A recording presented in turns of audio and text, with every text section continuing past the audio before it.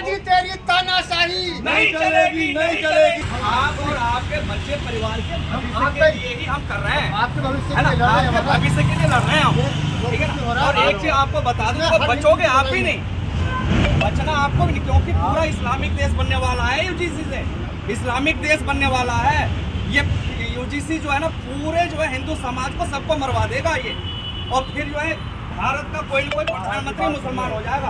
देखो आप लोगों से मेरा कोई भी आप लोगों से मेरा जो राग ऐसा नहीं है, ना ही कोई हमारा आप लोगों से कोई दुश्मनी है। नेक्स्ट स्टेप क्या आपका? ये आखिरी सवाल, अब आप क्या करेंगे? पुलिस प्रशासन यहाँ पे है, दरवाजे लगे हैं, चारों तरफ पुलिस वाले खड़े हैं, आपको जाने नहीं देंगे, ये गेट भी पार नहीं करने देंगे, आप मुझसे जान लीजिए, ये गेट भी पार नहीं करने देंगे आप। कोई बात नहीं, हम आप लोगों से सबका रक्षा के लिए ही हम जा रहे हैं, ठीक है ना? आप इस लायक बना दो कि हम जा ही ना पाए, ठीक है ना? बंद करो ये दरवाजा।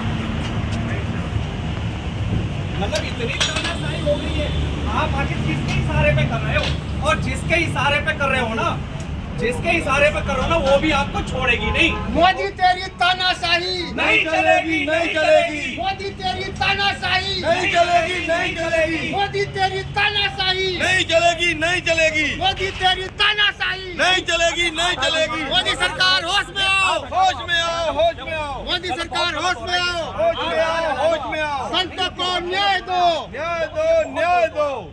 क्या आपके पास कोई ऐसी सामग्री है कि आपको दिल्ली नहीं जाने दिया जाए? अरे हम सन्यासी हैं, हमारे पास क्या सामग्री होगी? हम भिक्षा पे आधारित हैं। आज हम कोई पत्थरबाज नहीं हैं, हम कोई पेट्रोलबाज नहीं हैं, हम कोई ईंटा पत्थर नहीं मार रहे हैं। ये पुलिस वाले जो है ना, ये जितने भी हैं ना, ये इनके ऊपर अगर ना कोई मुसलमान अगर होता ना, उसके साथ अगर हुआ होता ना, तो आपको पता है ना, इन महिला पुलिस वालों को बनफुला कांड हल्द्वानी में हुआ, ये खुद अपने आप को बचाते फिर रहे थे, अपनी वर्दी उतार के नालियों में छुप रहे थे। लेकिन क्या है ना, हम लोग सन्यासी हैं, हम लोग हिंदू हैं ना, तो इनका डंडा जो है ना, इनकी तानाशाही हमारे ऊपर ही चलेगी। बाकी उनके लिए ना, शायद उनके दामाद हैं ये लोग, उन मुल्लों के और कठमुल्लों के दामाद हैं, और उनका दामाद ये मुल्ला मोदी भी हो गया और ये मोहम्मद भागवत भी हो गया। ये सारों को मरवा देगा ये हिंदुओं को, और उसके लिए ये हमें नहीं जाने दे रहे हैं कि यूजीसी काला कानून जो है वापस रद्द करे। लेकिन ठीक है, कब तक रोकोगे हमें? कब तक रोकोगे हमें? हम अपने हिंदुओं का दिया हुआ खाते हैं, हम उनकी रक्षा के लिए कभी जो होता है ना, वो अपने प्राण दे देता है। हम भी प्राण दे देंगे अपने बच्चों को बचाने के लिए और सनातन धर्म की रक्षा के लिए और हिंदू बहन बेटियों के लिए। कितने घंटे से आप यहाँ पे हैं जहाँ पे आप? मुझे तो कल परसों शाम से रोक रखा है इन लोगों ने, यहाँ तक कि अभी आपने देखा कितना दुर्व्यवहार कर रहे हैं, हमें जाने नहीं दिया जा रहा। मतलब मंदिर में हम आ नहीं सकते, जा नहीं सकते, हम एक सन्यासी मंदिर में नहीं रह सकता, नहीं जा सकता। क्या पुलिस ने कोई लिखित में अनुमति आपको दिखाया कि आप नहीं जाएंगे? हमें किसी चीज की कोई अनुमति इन्होंने नहीं दिखाई, तो इनकी जबरदस्ती चल रही है बस। और मुझे तो इन पर, और मुझे तो ये केंद्र सरकार पे और पुलिस प्रशासन पे मुझे ये भी लग रहा है कि कहीं ऐसा ना हो कि हम सन्यासियों, हम तीन ही तो सन्यासी हैं ना। अभी स्वामी जी का रास्ते में एक्सीडेंट करा दिया, बड़े मुश्किल से बचे। यूजीसी से हमारा क्या लेना देना? अरे यूजीसी तो हिंदुओं के आम का फरमान है। अरे ये केवल एक वर्ग के लिए नहीं है, ये सारे हिंदुओं के लिए डेथ वारंट है। ये भ्रम में ना पड़े, ये हिंदुओं को भ्रमित किया जा रहा है, हिंदुओं को भ्रमित किया जा रहा है यूजीसी को लेकर के। यूजीसी पूरे वर्ण के लिए कत्ल का फरमान जारी किया है। आज जो 8 तारीख है उसको छोड़ना आंदोलन माना जा रहा है, एक रूप से ये भी देखा। हर हिंदू का आंदोलन है, हर हिंदू का आंदोलन है। सनातन धर्म को जो मानता है वो सबके लिए है। ये देखिए, ऐसा है कि ये जो है भ्रमित करने का काम किया गया है। ये संपूर्ण सनातन धर्म का डेथ वारंट है, और सनातन धर्म को मानने वाला कौन है? वो हिंदू है, तो फिर हिंदुओं का डेथ वारंट है। महाराज जी, अब आप क्या करेंगे? कूच करेंगे दिल्ली के लिए या वापस हरिद्वार जाएंगे? कब तक रोकेंगे ये कब तक रुकवाएंगे? ये हमारा जो, हमको ये मरवा दें, क्योंकि हम उन मुल्लों से टुकड़े हो करके मरना नहीं चाहते। जैसे सलीम वास्तविक को करके कलमा पढ़ के जर के मारने का प्रयास किया, निकता तोमर को मारा पंचर छाप मुल्ले ने चौराहे पर, और श्रद्धा के 36 के नो मेवात में बजरंगियों को मारा, और यहाँ तक के 2 साल 2.5 साल के बच्चों को करके खा गए। तो मैं इनके पेट में टुकड़ा होकर के पक करके इन मुल्लों के पेट में नहीं जाना चाहता, इसलिए अब ये हमें मरवा दे, नहीं तो हम मरने के लिए तैयार हैं। कब तक रोकेगी हमें? हम तो मर मिटने के लिए तैयार हैं। क्यों नहीं मरवा देती अब हम लोगों को? यह सरकार क्यों नहीं मरवा देती? ये तड़पा तड़पा करके हम नहीं मरना चाहते, तड़प तड़प के नहीं मरना चाहते। लेकिन पुलिसकर्मी भी उसी वर्ग से बहुत सारे आते हैं जिस वर्ग के लिए आप वहाँ अरे ये तो देखो ऐसा है ना, ये तो नौकर हैं, ये नौकर हैं। इनके ऊपर के जो अधिकारी जो इनको आदेश देंगे ना वही करेंगे। तो कहीं ना कहीं ये हमारे बच्चे ही हैं, ये तो गुलाम हैं। ये कोई संविधान से तो नहीं चल रहे हैं। ये इनको तो अपना अधिकार भी इनको प्रयोग करने का अधिकार नहीं मिल रहा। ये तो बच्चे हैं हमारे, ये क्या करें बेचारे, इनको जो आदेश मिल रहा है। योगी जी भगवा पहनते फिर आपको जाने। अरे योगी जी को ही तो ये सारा षड्यंत्र है ना हटाने का, उनकी छवि को खराब करने का, उनको हटाने का। अरे मैं तो योगी आदित्यनाथ जी के चरणों में निवेदन करता हूं कि आप भी एक संत हैं, हमारे गुरु समान हैं, बड़े पीठ के पीठाधीश्वर हैं। आप वहां तक अगर पहुंचे हैं उस कुर्सी पे तो सनातनी हिंदुओं की वजह से आप पहुंचे हैं, सनातन धर्म की रक्षा के लिए, बहन बेटियों की, हिंदू समाज की रक्षा के लिए आप वहां तक पहुंचे हैं। मुझे पूरा विश्वास है, लेकिन पता नहीं क्यों अभी तक वो जगह नहीं कि वहां तक बात नहीं पहुंची। उन तक मैं कुछ कह नहीं सकता कि क्या षड्यंत्र है उनके खिलाफ, लेकिन मैं तो ये कहता हूं कि योगी आदित्यनाथ जी आप अभी और इसी समय इस्तीफा दीजिए। आप किसी मुख्यमंत्री उसके कोई सत्ता के भूखे नहीं हैं। आपको मुझे विश्वास है कि आप हम सब की बहन बेटियों की, हिंदू समाज की रक्षा के लिए आप इस्तीफा देंगे और दे दीजिए। हम पूरा हिंदू पूरे जो है भारत के आपको प्रधानमंत्री बना करके रहेंगे, प्रधानमंत्री बना करके रहेंगे। महाराज जी कुछ कहना चाहेंगे आप भी? देखिए, मैं यही कहना चाहूँगा कि ये जो कुछ भी हो रहा है उत्तर प्रदेश के अंदर, ये योगी जी को हटाने का एक षड्यंत्र है। ये जो कुछ भी यहाँ पर हो रहा है ना, हमें रोकने का प्रयास, योगी जी को नहीं पता है इसके बारे में। योगी जी तक ये बातें पहुँचती नहीं है। अगर योगी जी को पता होता कि यहाँ इस तरह का षड्यंत्र करके संतों को रोका जा रहा है तो योगी इस प्रशासन को ही दंडित कर देते। लेकिन ये ऑर्डर तो प्रदेश की सरकार का ही है ना, ये पुलिस वाले जो खड़े हैं आप ही के लिए तो खड़े हैं, प्रदेश की सरकार है। योगी जी तक ये बात पहुँचती नहीं है। ये किसके आदेश? दिल्ली से आदेश है। ये दिल्ली के आदेश पर काम कर रहे हैं। योगी जी की तो पता, योगी जी तक तो बात ही नहीं पहुंच रही है। अगर ये बात, मुझे पूरा विश्वास है, अगर ये बात योगी जी तक पहुंच जाएगी तो इस पर न्यायिक जांच बैठाई जाएगी और जिन्होंने भी ये षड्यंत्र किया है उन सब पर कानूनी कार्रवाई होगी। अगला स्टेप क्या है आपका? आप दिल्ली जाएंगे, वापस हरिद्वार जाएंगे, आप 200 किलोमीटर का यात्रा तय करके यहाँ तक पहुँचे, अब आप फिर से वापस जाएंगे? देखिए, हम प्रयास कर रहे हैं, लेकिन असल में क्या है कि जो पुलिस वाले हैं ये हमारे बच्चे हैं, ये हमारे हिंदू हमारे बच्चे हैं। ये सिर्फ अपनी ड्यूटी का फर्ज निभा रहे हैं, इनकी कोई गलती नहीं है। ये बेचारे सिर्फ अपना फर्ज निभा रहे हैं और हम इनके फर्ज को निभाने में हम इनको ज़्यादा परेशान नहीं करेंगे, इनको मजबूर भी नहीं करेंगे। हम इनका सहयोग करेंगे, इनका सम्मान रखेंगे। हमें इनकी भी नौकरी की परवाह करनी है, ये हमारे ही बच्चे हैं। तो अब जैसे भी होगा, हम लोग प्रयास कर रहे थे, लेकिन हम इनका सम्मान करते हुए नहीं जाएंगे। और क्या करना है, आगे इस आंदोलन को और बड़ा करेंगे। क्या यूजीसी का जो आज प्रदर्शन होना था, क्या उसको आज कमज़ोर कर दिया गया? हाँ जी, कमज़ोर कर दिया गया है। पूरे देश में, पूरे देश से इस आंदोलन से जुड़े हुए हमारे जितने भी प्रमुख लोग आने वाले थे, आज कल ही उन सबको नज़रबंद कर दिया गया है। और ये मान के चलिए कि हमारे 99% लोग नज़रबंद हैं और कुछ गिने चुने लोग ही वहाँ पर पहुँचे हैं। और वो गिने चुने लोगों को दिखा करके ये दिखाने का प्रयास कर रहे हैं कि ये आंदोलन असफल हो गया है। लेकिन मोदी जी, कान खोल कर सुन लो, आज ये आंदोलन असफल नहीं हुआ। आज ये आंदोलन शुरू हुआ है।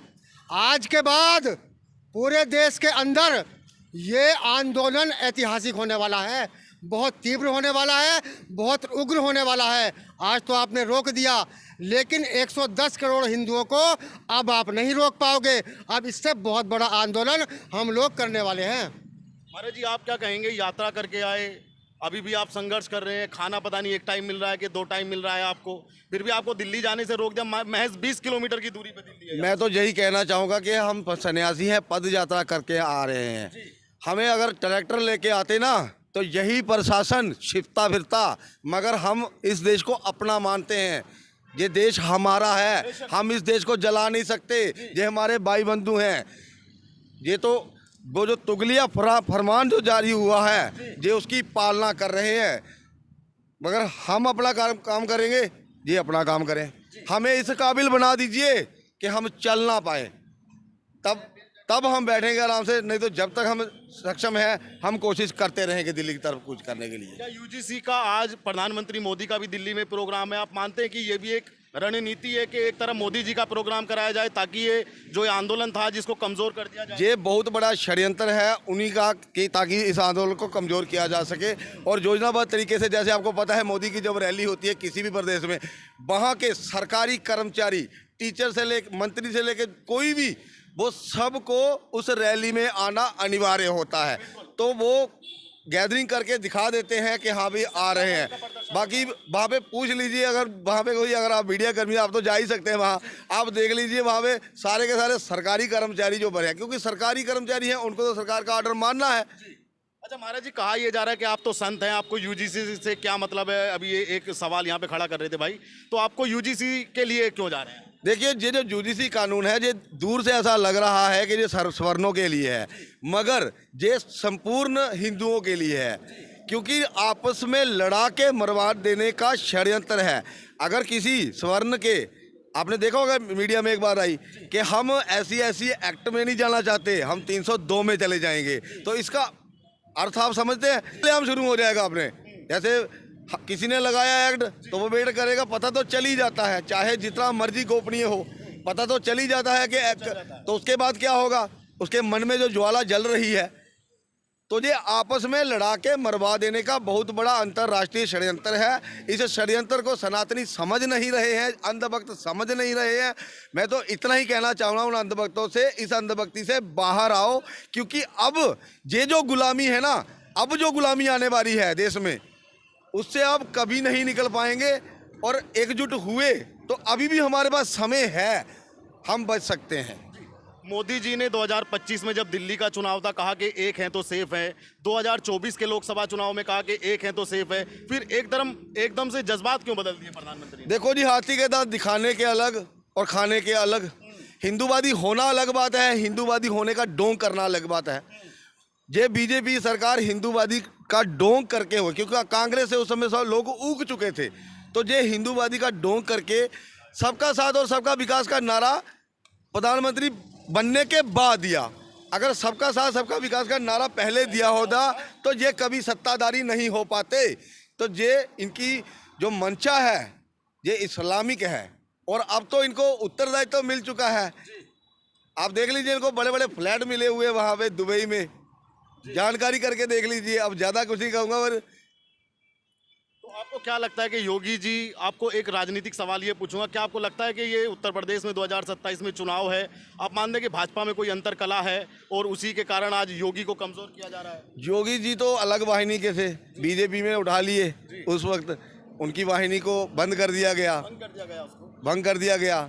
मगर आज भी अगर योगी जी बीजेपी का त्याग करके आ जाएंगे तो वो 2027 में सीएम बन पाएंगे और तीसरी बार सीएम बनेंगे और प्रधानमंत्री पद के दावेदार होंगे। जिस तरह से मध्य प्रदेश में शिवराज चौहान को पीछे कर दिया गया, 2 बार बनाया गया, तीसरी बार नहीं बनाया गया, इसी तरह से अब योगी तो मानने वाले हैं नहीं, तो इनको ऐसे षड्यंत्र करके अमित शाह और मोदी, ये उन्हीं का चल रहा है सारा सिस्टम, जो भी प्रकरण चल रहा है ये उन्हीं का चल रहा है। इस चीज़ को समझ नहीं है, क्योंकि अंधभक्ति जो है वो दिमाग में घुस चुकी है हम भारतीयों के। महाराज जी ये बताइए, योगी जी क्यों नहीं बोल रहे हैं इसमें? वो भी सीएम है, एक बड़े सूबे के मुख्यमंत्री हैं, देखा जाए तो वो एक सन्यासी है, सन्यासी की कोई जाति नहीं होती, लेकिन देखा जाए वो भी उसी कैटेगरी से आते हैं, तो वो इस पे चुप क्यों है, मौन क्यों है? ऐसा उनको जो है ना समाप्त करने के लिए इनके ऊपर जो 2 बैठे हैं ना रंगा बिल्ला, ये इनके पीछे पड़े हैं। लेकिन मुझे पूरा विश्वास है वो संत हैं और वो जरूर हम लोगों को बचाने के लिए, हम सभी सनातनियों को बचाने के लिए हमारे साथ वो भी, जैसे हम मारे जाएंगे ना वैसे वो भी मारे जाएंगे।